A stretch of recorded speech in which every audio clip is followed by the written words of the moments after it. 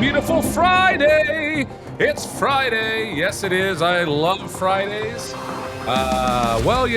Friday is an interesting day for me, folks, because Friday is the day where Eric and you get to ask whatever questions you want. So it's a matter of me just sitting back. You know what? Here's my show prep. I don't have any.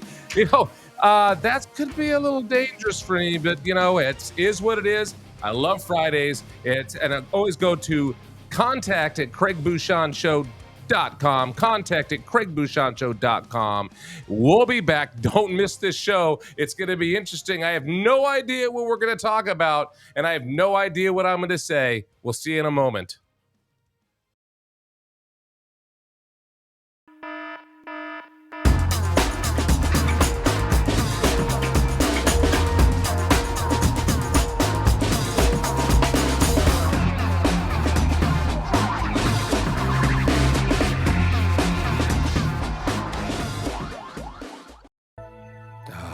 Here we are, folks. Welcome.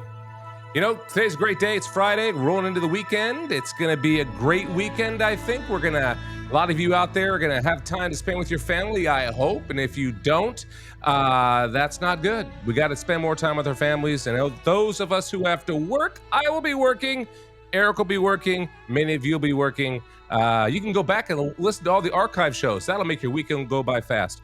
Hey, Eric Thompson, the producer extraordinaire, how are you? Doing well. We have quite a range of topics we're going to be discussing today. I can only imagine what today is going to be like. Yeah. And it's a little exhausting, I have to say. When you don't know, look, please know, folks, about every show out there, it doesn't matter if it's a podcast or if it's on traditional media, whatever, on TV. I mean, they know what they're going to talk about. It's all scripted. They're reading it from teleprompters. There are no teleprompters here ever. And some may think I need one every once in a while, but there aren't any. And it's about really talking to you from how I think, how I believe. And Eric he loves Friday because he gets to ask these questions. And I'm just going to... I have no idea what they are, so I don't know where you want to start. Where do you want to start? Well, everyone knows that the Secret Service decided to cover for Hunter, and they closed the case on the mystery cocaine that was found at the White House. So without even pulling up an article, let's just talk about the philosophy of Secret Service. Okay. Do you think it's appropriate for them to lie if directed by the chief commanding officer to do so? Well, that's interesting. I guess I would say it depends. If it's a deep national security thing and it's a need-to-know basis and it has something to do with the defense of this country, and I think at some point, sometimes we just don't get to know things, and I guess I have to be okay with that. But when it comes to something like this, I suspect you're going in the direction of, should they lie to us about having cocaine, finding cocaine? Didn't they say it was bouncing all over the place? First, they thought it was one place, then they thought it was another place, and then, oh no, actually it was found where the public comes in. I'm not clear on that. I believe that they've been ping-ponging the cocaine around the White House. Well, my main issue is, if it would have been arsenic. Oh, if it would have been anthrax. Look, anything. Absolutely. Oh, 100%. Look, folks. Would the cameras mysteriously have appeared in the hallway where they said they forgot to put them? Oh, 100%. Let's make no mistake, folks. So are we being lied to? Are they lying along with the FBI, the CIA? Of course they're lying. Yes. And a matter of fact, folks, I would feel better, as crazy as this may sound, I would feel better if they said it was back where the public doesn't have the ability to be, and maybe one of the staff members snuck in a little blow, and at least then you could say, okay, at least it had to come in through these vetted people that are doing cocaine. I don't know how well we're vetting them, actually. When you think about it that way, it's horrific. But then, no, it seems to me like they're talking about that it was found where the public's at.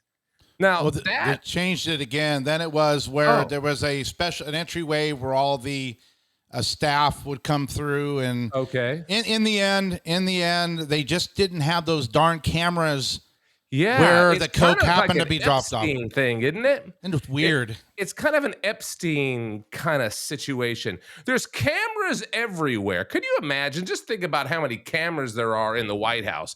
I mean, there's got to be a lot more cameras in the White House than there is in a Walmart, and Walmart's got cameras everywhere, okay? And the fact is that how dangerous is this? You know, for Central Intelligence to tell us we can't figure it out, it's one or two things. They think we're stupid, okay?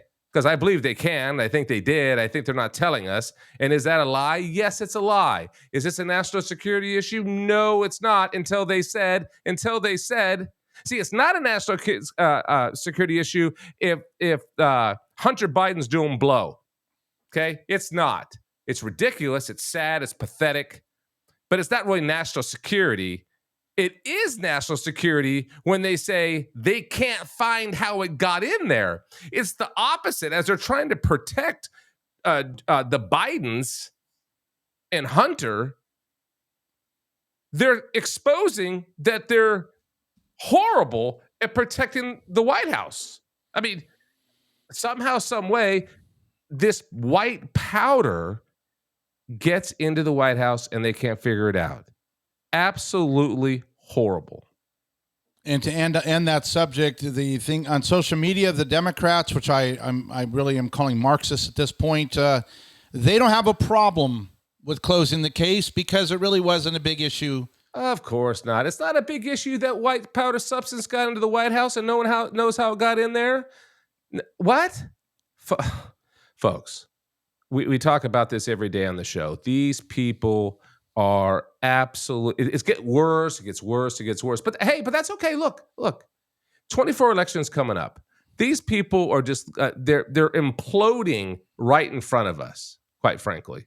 So I think it plays into the best interest of us who want him out of the White House and every one of the people around him. So, okay, next question is, what do you think about Biden authorizing the military to bring reservists back to active duty so they can go fight in the Ukraine war? Whoa, tell me more about that. Just came out. Biden on Tuesday issued an executive order authorizing the Pentagon to call reservists back to active duty for the effective conduct of U.S. military support to Ukraine. So I obviously we're getting drug in deeper and deeper and deeper. Joe Biden absolutely gave up top secret information saying that they're out of ammunition, out of shells, and now we are as well. We're running low. I mean, that in itself, I know that's not the question you asked me, but it's connected as far as I'm concerned. It is absolutely ridiculous. Now, I don't know enough about that story. Are they saying they're bringing the reserves back? Here it is. Because we want to be able to train. And again, folks, this is not what we're supposed to be doing, by the way. We're just supposed to be like supporting them with arms through Europe, and we're all kind of collectively dumping arms in there so they can use them with their own soldiers, which we know has not been happening. There's obviously been American soldiers over there that have volunteered. You have special, in a sense, black ops, if you will, that's over there, hired killers as well, contract killers. So there's been a whole bunch of that going on as well. So I would need to know more. What does it say? Well, here it is. Here is the executive order ordering of the selected reserve and certain members of the individual ready reserve of the armed forces to active duty by the authority vested in me as president by the Constitution and the laws of the United States of America, including sections 121, 12304 of Title 10, U.S. Code. I, Sleepy Joe, hereby determine that it is necessary to augment the active armed forces of the United States for the effective conduct of Operation Atlantic Resolve in and around the United States European Command Area of Responsibility. In furtherance of this operation under the stated authority, I hereby authorize the Secretary of Defense and the Secretary of Homeland Security with respect to the Coast Guard, when it is not operating as a service in the Navy under their respective jurisdictions, to order to active duty any units and any individual members not assigned to a unit organized to serve as a unit of the selected reserve or any member in the individual mobilization. So basically, he's calling up to 3,000 people, including 450 that are already ready to roll. And just to make sure that, now listen to this. This is how he finishes it. This order is not intended to and does not create any rights or benefits, substantive or procedural, enforceable at law or in equity by any party against the United States. So look, he actually had to put a disclosure. Well, this isn't, you can't sue me. You can't get mad. You can't think there's any cause. You just got to show up because I think they're behind 30% in recruiting because nobody wants to go in the active duty. So now, even though we were supposed to just support Ukraine, we spent $200 billion, and now we're calling up more troops as we're dropping cluster bombs. Yes. Well, so what do you think is going to happen? Where do you think this evolves into over the next year with Putin seeing us calling up more troops to come over there? Well, I wanted to see more about that. I want to know exactly what those troops are supposed to be doing. We are not supposed to have troops over there. We're not supposed to have one boot on the ground in a combat scenario. I don't mind if we're helping train people how to use the weapons that we give them. That's different. But we do not need our men and women on the ground in Ukraine fighting, period. At all, zero. That's it. The only time I want an American citizen over there, and this is like the worst case scenario, is that Putin gets really stupid and drops a tactical nuke. If he drops a tactical nuke, all bets are off. You're going to see places like Poland just go freaking nuts, and others, but they're not going to take it. And then we're going to see a no-fly zone happen just like that, and that's when you're going to see F-35s up there. And then I think that since we have the best fighter pilots in the world, if we need to do a no-fly zone because he's stupid enough to use tactical nukes, then that's about it.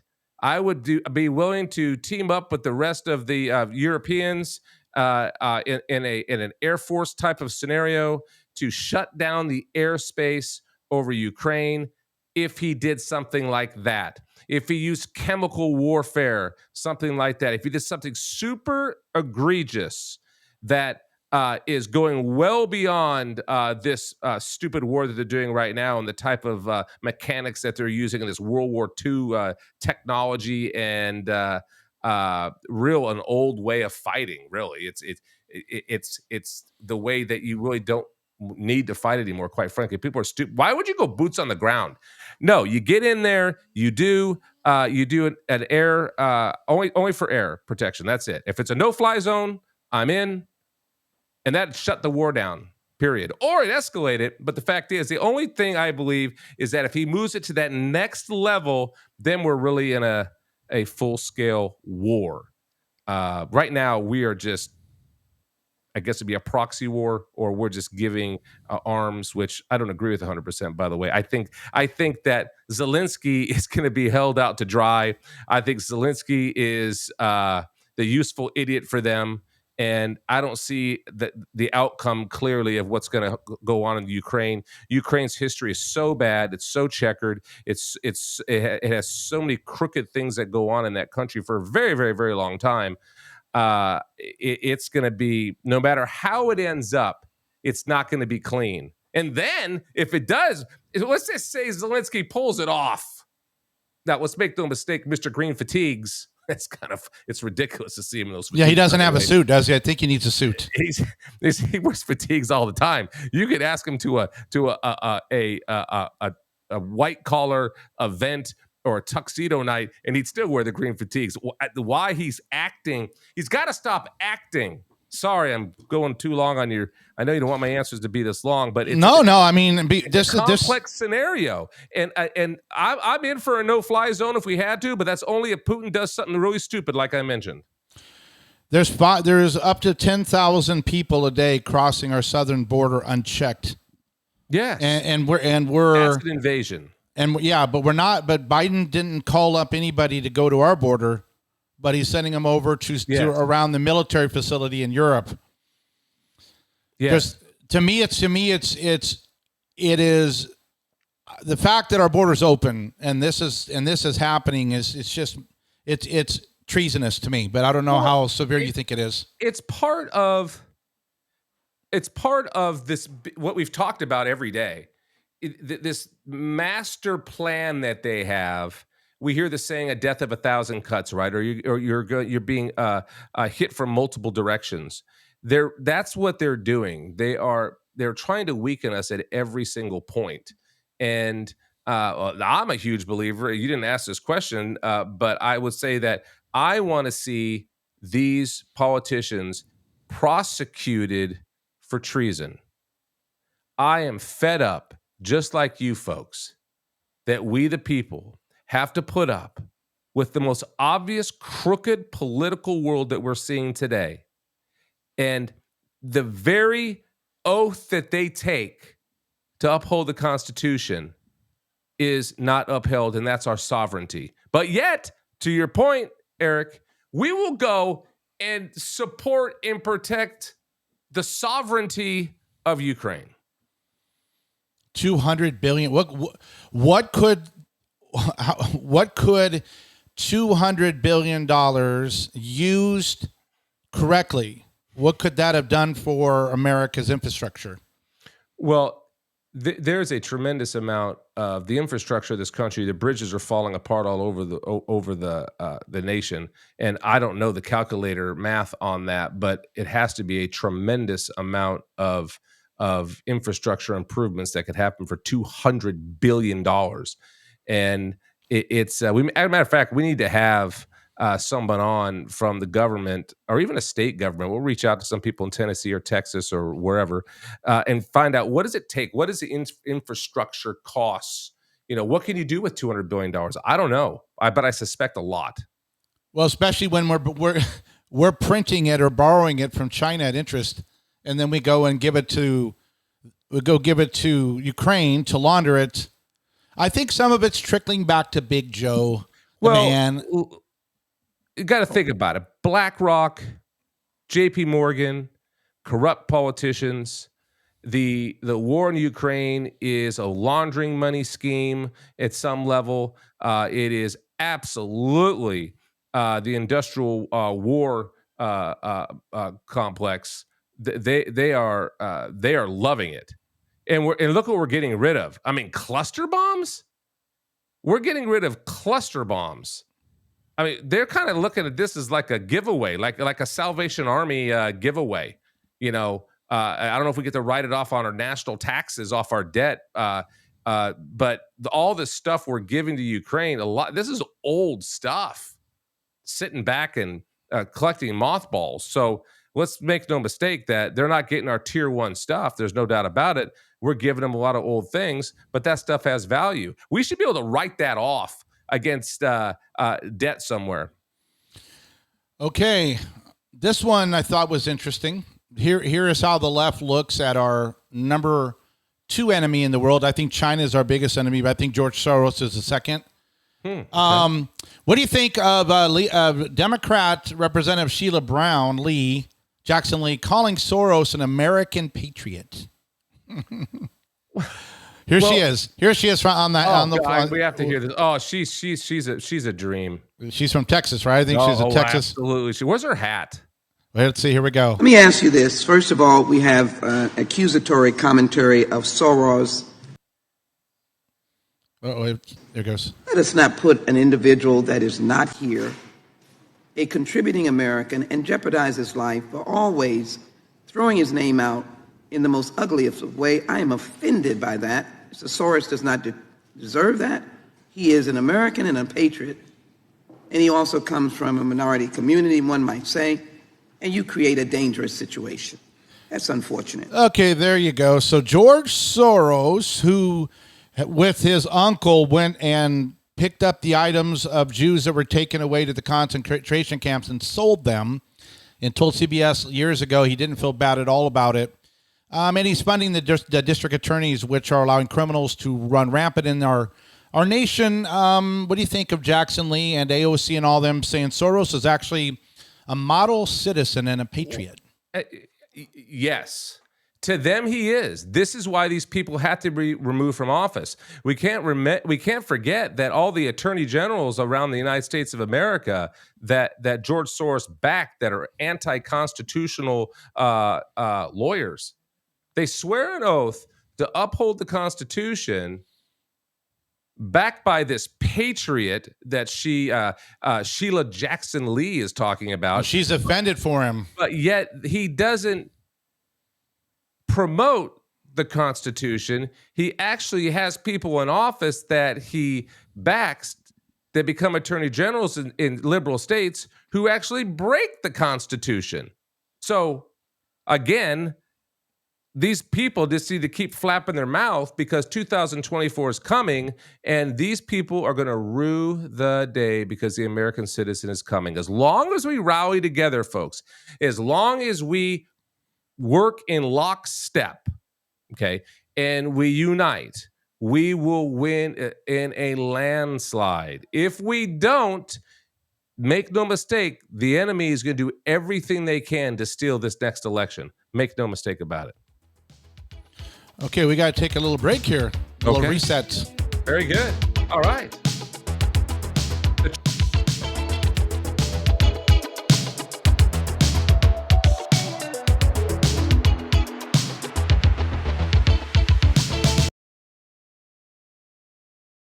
Wow, it's so soft and smooth. It's cool to the touch. How did you do that? Well, we took MyPillow's patented fill and combined it with this new technology that we didn't have back then when I invented MyPillow to bring you the best pillow in history, MyPillow 2.0. Because of all of you, MyPillow 2.0 has been a huge success, and now we're bringing you our best-selling Go Anywhere MyPillows with the same temperature-regulating technology. Made with my patented adjustable fill and brand new cooling fabric, they're truly the next generation of MyPillow. So go to MyPillow.com or call the number on your screen. Use your promo code to save over 60% on our MyPillow 2.0 4-pack special. You'll get 2 MyPillows and 2 Go Anywhere MyPillows, regular $259.92, now only $99.98. King size just $10 more. This is a limited time offer, so please. Love made it right. Suddenly I see the light. Now when I'm walking home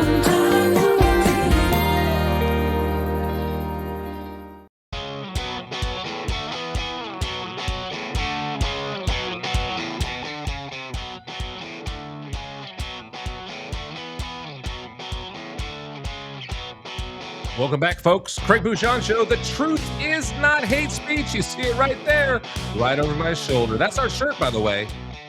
The truth is not hate speech. You can go to the Cost Club.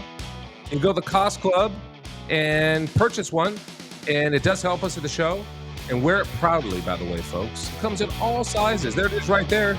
Truth is not hate speech. You'll see the member's price if you become a member, by the way, folks.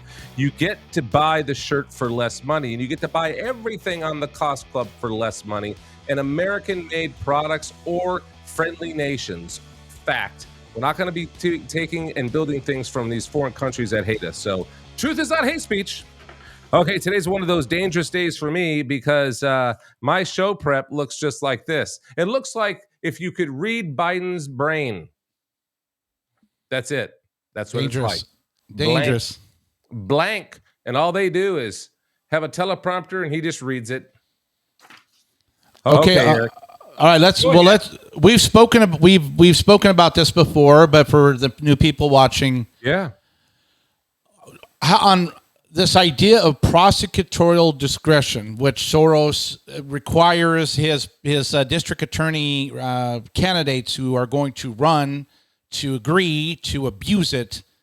Do you think should Congress rein in the ability of prosecutors to remove their authority to decide what cases to prosecute and which ones not to, and just prosecute everybody equally and let the cards fall where they may, or is it necessary for prosecutors to have the ability to not bring cases sometimes?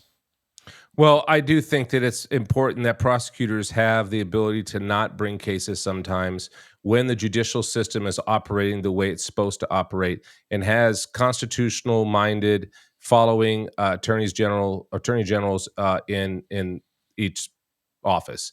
That's the way it's supposed to work. I oversight what we have to have is when we find that these attorney generals are radical, they need to be removed from office. They need to be impeached. They need to be removed. They need to be and that I'm 100% for. That's the job of we the people. The we the people has to get engaged and focus in on those attorney generals that are not doing their job, and quite frankly, any politician is not doing their job. And you have to do your job by getting rid of them. That's what has to happen. We can't keep passing off our constitutional duty to be an American and just think that we can pass everything off to other people. We've got to be engaged. Now, that being said, when we go to our representatives, in this case, going to Congress or wherever the situation is, if it's a federal level or if it's at the state level or even down at the county level, those people, those politicians need to do something about these egregious actions. It's just that simple. So I don't know if it needs to be that they have to take every case. I just don't think that's reasonable. But I do believe there needs to be oversight that's used correctly and swiftly against these radical attorney generals.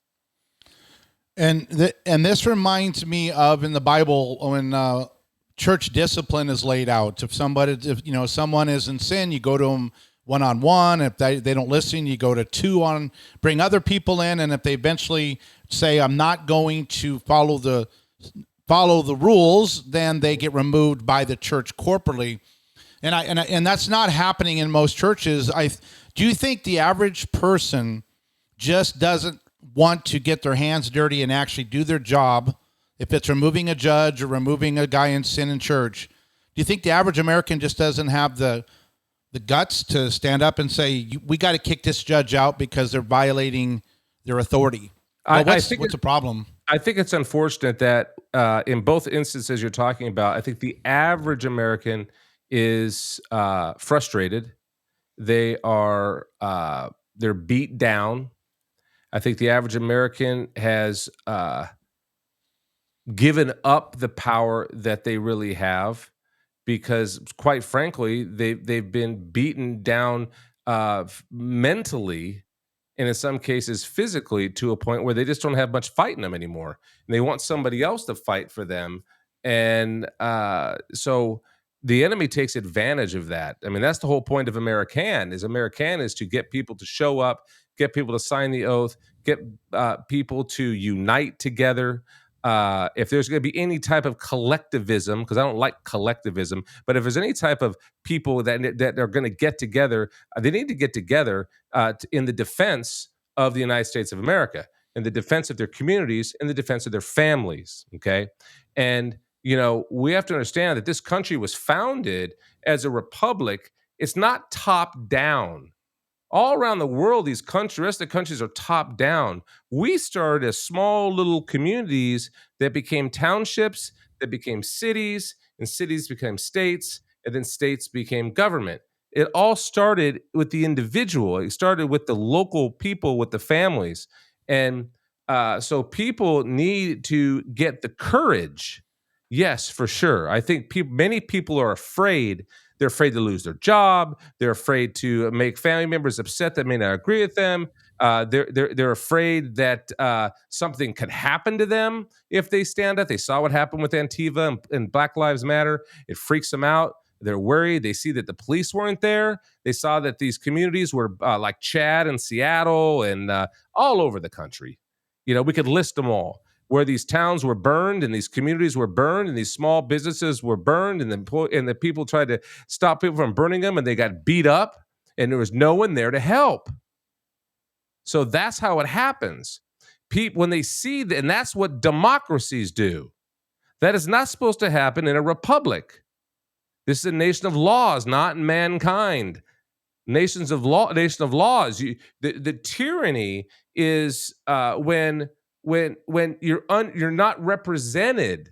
You're not, meaning that you're supposed to, you pay your taxes so you have a justice system that protects you in a law and in a legal system like law enforcement. So they show up when the bad guys come, whether it's one bad guy or 500 bad guys.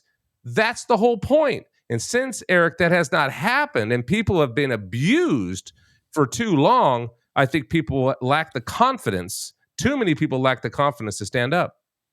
But it is changing. People are getting so fed up and so fearful of their kids, okay? And especially women. Women, I said a long time ago on air in Austin, Texas, I said, ladies and gentlemen, this is when things are going to change. Men, you've screwed it up. Sorry. You have not done well minding the store. But women, ladies, when they come for your kids, that's when you're going to have a choice. Okay. And this is a good, I don't know, 10, 12 years ago. And I would say that, and I right on air say, folks, ladies, specifically to you, when they come for your kids, that's when I believe bets are off, and you're going to see women get engaged, and then of course the strong men will go with them, and you can see that's what's happened. You're seeing the attack on children has happened. It was able to get as far as it has gotten because of the lack of courage for people to stop it. You could say the same thing with LGBTQ plus, whatever all the other letters are after that. It's not about gay pride anymore, okay? It's not about being a homosexual. It's about all these other things too. And then people are intimidated. They can't talk about it. I have a family member who is gay, and how do I approach that? So there's a lot of fear, and we cannot have fear in dealing with these issues. Okay, on that note, so what happened to the Me Too movement? You know, is all women. And here's an article from the Daily Wire. 100 female track athletes have been displaced by one man running as a woman. 100 women that trained their whole life lost their opportunities because a man was allowed to compete against them. Where are the Me Too people now? What happened to this bold women's equality that seems to have given way to trans nuttiness? What happened to them? That's how Marxism works. That's how communism works. They use one false flag scenario, if you will, or false movement, lying to people and saying, Me Too, pick the reason was why Me Too. And then all of a sudden they get that done. Okay, next. Now that we're going to make it even harder now. We're going to make it even worse now. And then they disappear. Why? Because they had to make the first thing happen, the Me Too movement happen, to get to this. Okay, so they're using, it's like a stepping stone that they're doing. It was one after the other, and it's going to get worse, folks, unless we stand up. It's going to get worse unless we stop having fear. It's going to get worse unless we unite together and say we're not going to take it anymore. Okay, you saw it in the schools. You saw it this last year in the schools. A lot of conservative communities started backing, conservative values, saying you're not going to teach my kids things that make them feel like they're racist and they're not. Okay, you're not going to teach my kid that they're confused if they're a boy or a girl, or make them confused. Ask them questions that make them confused so they can indoctrinate them. So it's all the same point. The average American has got to get engaged. Period. There's far more of us than there is of them. Have the confidence, folks. But what's the most profound thing to me is the fact that the what do you call them, the patients or the people in the asylum are now running it.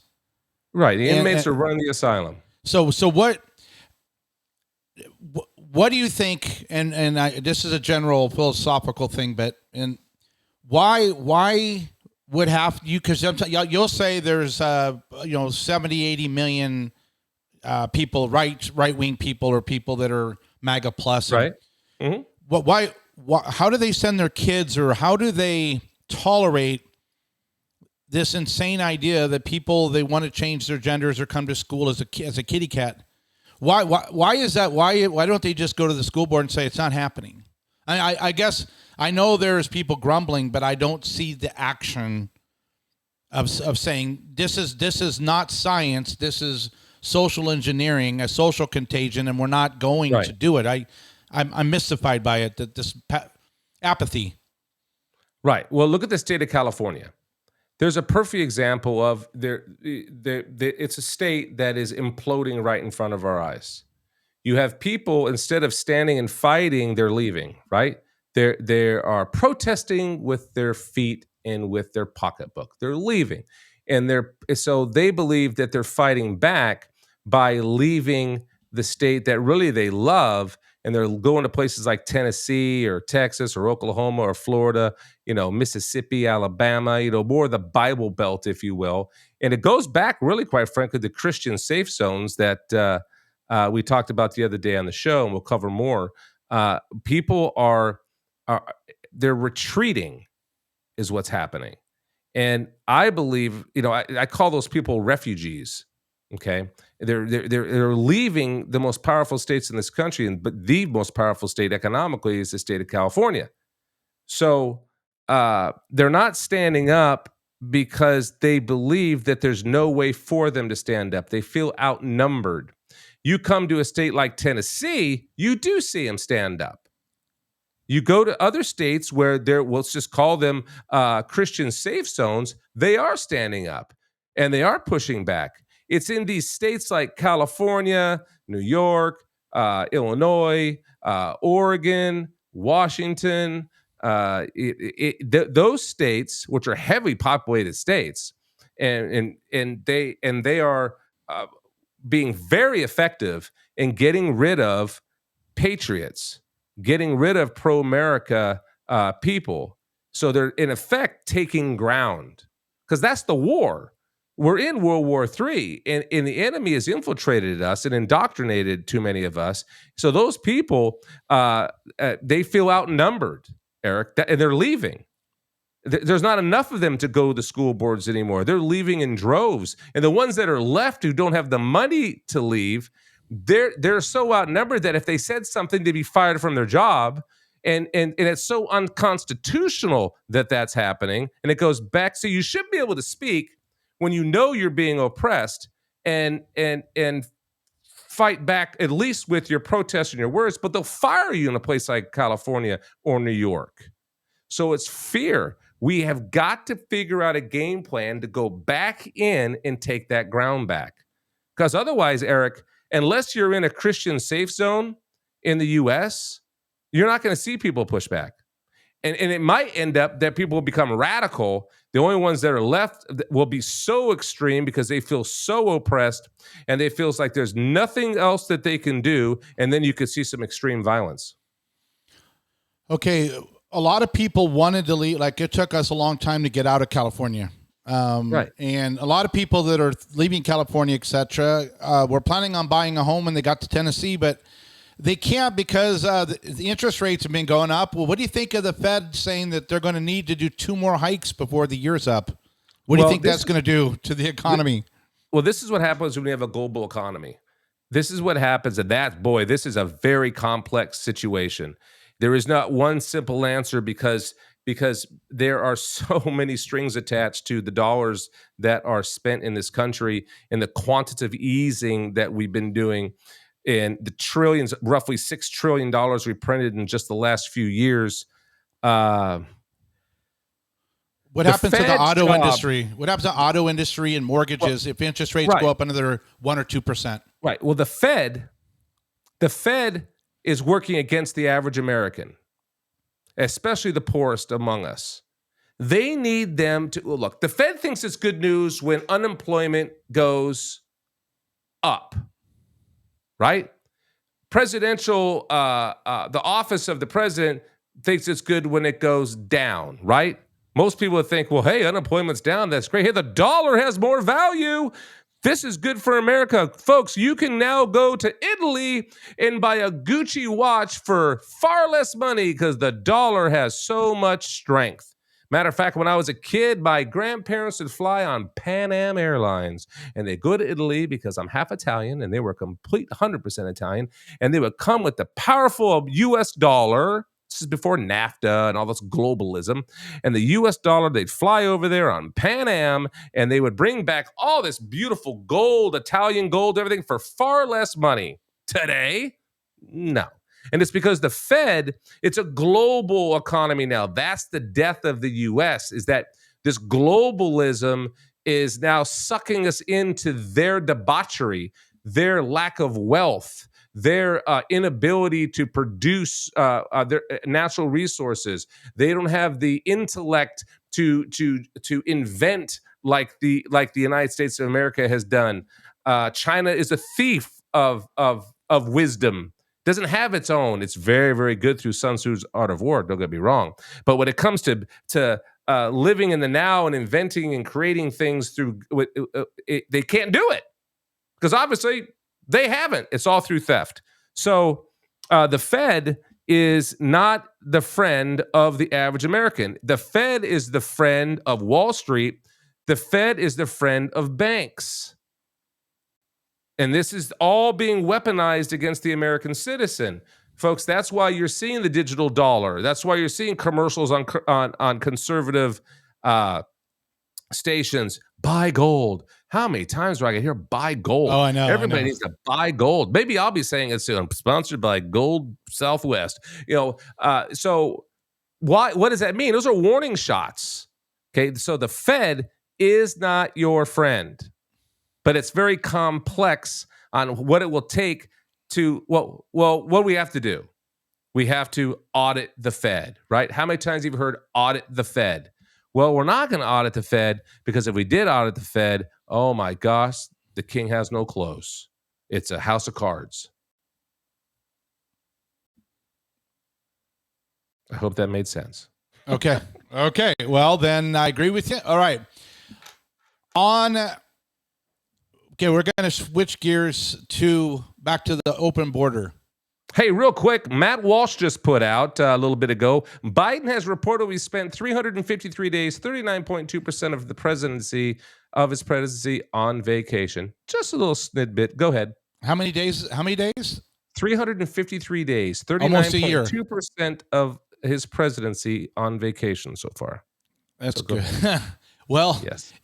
It doesn't matter, I don't think, because Joe's actually not the one that's making the decisions anyway. But when it comes to open border, there's for some reason nobody really, a significant number of people don't want to have this conversation. But on this awesome website called CraigBouchon.com. I like that. Okay. There's an article that was written today, and it is a parent's nightmare if your kid plays soccer. In Tennessee, a coach was arrested for drugging and raping multiple children as an illegal alien. Was an illegal immigrant. An illegal alien was allowed to coach. And it says here the 56-year-old Camilo Hurtado Campos, he was coaching soccer, and he would rape the boys and film it with his cell phone. But then he was at a restaurant. He left his phone, and the employees saw the videos on his phone and turned it into the police. I mean, first of all, I'm thinking, where are the parents? I played sports. Where is he going with these kids? Hey, how old are these kids? Does it say? Let's take a look here real quick. $250,000 bond. Bond? You should get no bond. Well, he was given bond between the ages of 9 and 17. Okay, so think about those ages, folks. How does this happen? How does it happen that a 15-year-old is going to allow this schmuck to do these things? Where is it he drugged him. at? He drugged him, and I think. There we go. He drugged him. drugged him up, and then there's numerous videos showing him raping unconscious boys between the age of 9 and 17. Right. He is So- an illegal alien that was allowed to have access unvetted, no background check. And so my question is, what sane world would allow people to come into a nation unvetted and then Well- give them access to children? This falls squarely on the federal government. Yep. The federal government is responsible, and they should be charged, by the way. This is part of tyranny, okay? This is what happens when your government allows illegal activity because they're not protecting sovereignty, going back to why we need to prosecute these people. It's on their watch that it's happening. And here's the sad part. Nothing's going to happen. We've been so overwhelmed with these tragedies, and they happen so often, and then the average person is like, don't think they can do anything about it. And they're right in a lot of ways. In a lot of places, there's nothing you can do about it. But and what I mean by that is the government's so corrupt, even in the states. Okay, so let's see what happens in Tennessee. Now, Tennessee is a much more conservative, Christian-based state. Now, Marsha Blackburn, let's scroll up. I saw Marsha Blackburn on there. What did she say? Read what Marsha Blackburn said. She tweeted, "Today we learned that the Tennessee soccer coach charged with assaulting and brutally raping several young children is an illegal alien. The sexual abuse of children is one of the most heinous crimes imaginable, and my heart breaks for the victims and their families." Brandon Taylor Moore, he tweeted out, CNN dismisses the movie The Sound of Freedom, a show about child sex trafficking, as a QAnon conspiracy theory, while in Tennessee, a soccer coach is caught drugging, raping, and recording his attacks on children. This was what NBC had to say about it. When we got to these soccer fields off Glass Lane, we didn't come to watch these men play. Does this guy look familiar to you? We wanted to find out about a man who once did. Do you know who that is? We showed people at this tournament this picture. It's 63-year-old Camilo Hurtado Campos. I remember when we were little, he used to invite us, but we never went and played with him. Franklin police say detectives found hundreds of videos and photos on his phone raping at least 10 unconscious boys between 9 and 17 years old. Campos has lived in Franklin for 20 years. In the Hill Estates neighborhood, but more recently on Glass Lane. Neighbors tell me that Campos lived in this white complex behind me, in the unit at the very end. That happens to be in between two schools and across from the soccer fields. Franklin police say Campos was a regular at school. Okay. I got to tell you, Franklin, if that's Franklin, Tennessee, Yep. right there. Wow, that's just south of Nashville. There's like different worlds in Franklin. Franklin is a very expensive, upscale place, but it also has a side of it can be, let's just say, more economically challenged. And you have to wonder, who are these people? Well, first of all, what league is this? Why did they not vet him? And where are the parents at? How are these kids drugged? Was his house right next to the park or something? And he got him in the house? Yeah, they said he rented in between two parks across from the soccer field, and it looks like it's Hispanics. He probably was raping his Hispanic children. Right. Because the guy said, yeah, when I was a kid, he tried to get us to come to the house. So this guy's been a sexual predator for years, but because he was able to come in, not go through an Ellis Island, Right. no background Illegal? check. That's right. And how many besides the 7 or 8, 10 boys that are getting viciously raped while they're passed out, how many other boys did he rape over the last 20 years? Right. And we may never know. Right. But the fact is, this is what happens when you have a breakdown of the republic. This is what happens when your sovereignty is breached. And we've got to start prosecuting these people who are breaking their oath. Fact. He got we have bail. got to start doing this. He gets bail. Oh, No, this guy gets bail. That's I'm talking about the people who are allowing this to happen. This Right. guy, unbelievable. Throw away the key on this dude. I mean, Yeah. what's so sad is that he'll get convicted as he should, and then we're going to spend millions of dollars keeping him alive in the judicial system, in the prison system. So he's going to end up costing us millions of dollars when he shouldn't even have been here at all. So add that to your national debt. It'd have been a lot cheaper to turn this person around at the border and keep him out and build this wall than the several $million it's going to take to keep this person in prison. And then all the therapy of these kids. Who's going to Destroyed pay lives. for that? What Yep. about that on your society, folks? This type of stuff has a ripple effect, and it destroys the minds of these children. And it does not have to happen. And it happens all the time because of the corrupt politicians, particularly on the left.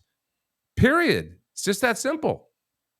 Okay, last story before we end with a positive story. Good. It looks like India is kind of wavering on the new BRICS currency.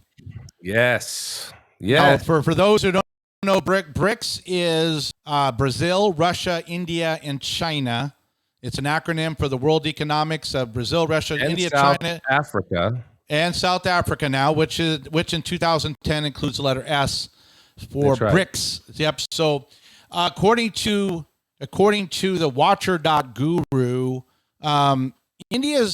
they're concerned. Somebody woke up in India, Craig, unlike the United States, and said China seems to be kind of setting up for world domination. We don't know if we want to join this team after all. What do you think about this awakening? Well, in like I've India? said, folks, many times on this show, those of you who've been watching, when I talk about BRICS, India's caught in the middle. I've said it. I've said India is a big question mark. India is between a rock and a hard place. They're kind of sitting in a space where they're so close to China and Russia, and they feel pressure, but their economy is doing better. Okay, they're trying. Look, they have more slaves than India than anywhere in the world. By the way, just so you know, it is not some great country that does not have issues. It has tremendous issues. People who make $2 a day. It's horrific, and slavery there is horrible. Okay, but they're trying to get out of that. Some of the people in that government are trying to get out. They're trying to change their trajectory, and they're very, very smart to not get in bed with China, because China is absolutely just using these countries so they can be the dominant monetary system for the world. They want the yuan to be the replace the dollar. Just that simple. So I'm glad to see this. I think they need to do this. America needs to back them up with that. We should be shifting our manufacturing from China to India. We need to go in there and help those people. They can be lifted up and hopefully trusted more culturally than you can in China. And that's I think it's good, and I think it has to happen. So those are the type of things that can help push us in the right direction, folks. So now us citizens need to back India and support them. If this is exactly if the story is true, then we need to start shifting things to India for manufacturing. They have to have money. They have to have wealth. There's millions of people there making $2 a month.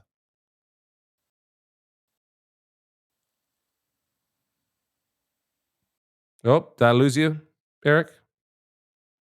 May have lost Eric. Hey, guess what? It's like being in the olden days, back when I was doing radio, and my producer would be like gone, and it's like just the Craig Bouchon show going now, all by myself. Well, this is a good time for me to talk about American. A lot of this that we're talking about today, and when I'm getting asked questions, is really about finding ourselves, folks. We've kind of forgotten who we are. Too many of us have. We've forgotten what it is to be an American, and we've allowed ourselves to get divided for multiple reasons. Now it's time for us to get back into 2000. Hey, wait a second. Eric's live here. Here we go. Eric's calling me. Hey, Eric, we lost you, buddy. I think that it's still recording on my end, though. Yeah, well, what's happening is the India story knocked me offline. Of course it did. I don't know if somebody over there. We have woken our adversary, and they are. But the good thing is we have a backup. Here's the great thing about when you do broadcasting, folks, is that you have redundancy, or you should have redundancy. So it records on that end remotely where he's at, and it also records on my end. And what I was talking about is, a great segue into American and what we're doing, and the Citizen Oath, folks, right here. Okay. And so just like with this show, if you have a hiccup, you keep going. All right. You don't look at the enemy is going to try to throw you off. Don't allow it. Keep moving forward. Okay. So go to AmericaICan.com. AmericaICan.com. See this right here, the Citizen Oath. You can have your signature on it. It's simple to do. It is very important that you do it, by the way, folks. And because that is what's going to put fear into your adversary. And your adversary, unfortunately, is too many people in the government. Even your local government, by the way. Even your local politicians need to sign the oath. This isn't just for federal, by the way. This is every politician and all of us. Okay. So we got a couple minutes left here. I got about 3 minutes, maybe. I'm going to do, and I love this segment, by the way, because this is Letters to Trump. So Letters to Trump is something I like to read because it points out a lot of the great things that Trump did. An imperfect man, by the way, just so you know. Please know I understand that. But there's a lot of things that he did throughout his life as he was growing up and building his wealth. When everyone's saying he's a horrible, horrible human being, he was also helping a lot of people that they don't want to talk about that. Well, this one, again, we talked about Ronald Reagan before, and there happens to be another one from Ronald Reagan, okay? Now, this one's June 8th, 1988. I think the other one was 1985. So it says, Dear Donald, Nancy and I are delighted to send our heartfelt congratulations on your birthday. May the sun shine in your celebration, and may all your wishes come true. Our thoughts and warmest regards will be with you for your special day and always. Happy birthday, and may God bless and keep you for many more. Sincerely, Ronald Reagan. And here it is right here. I'll show it one more time. That's in the book. If you don't have the $100, $100 to buy this book, you don't have to buy it. Just tune in here every day, and we are reading. We're going through the whole book, and we'll just read it with you, okay? Well, folks, that's it for today. Eric, I know he's sitting out there in La La Land, but folks, sometimes technical difficulties happen, and we're so glad to have you here. Always know, go to AmericaICan.com, go to CraigBouchonshow.com. Pay attention to what we're doing. We have great writers. We archive all these shows at the website. Please share it with your friends. Please go buy one of our shirts. Go buy one of our plaques. Sign the oath. It helps us. There's a donate button on there. Please donate. It could be $5. It could be $2. If you don't have the money, don't do it at all. Just send us a hello, okay? Go to the Facebook page. Go to Twitter. Go to Tweller. Go to Spreely. We're on all the social media, okay? So please know that we love you. Know that we need you. And we will see you tomorrow. No, we won't. Monday, my gosh, it's the weekend. Woo! Here we go.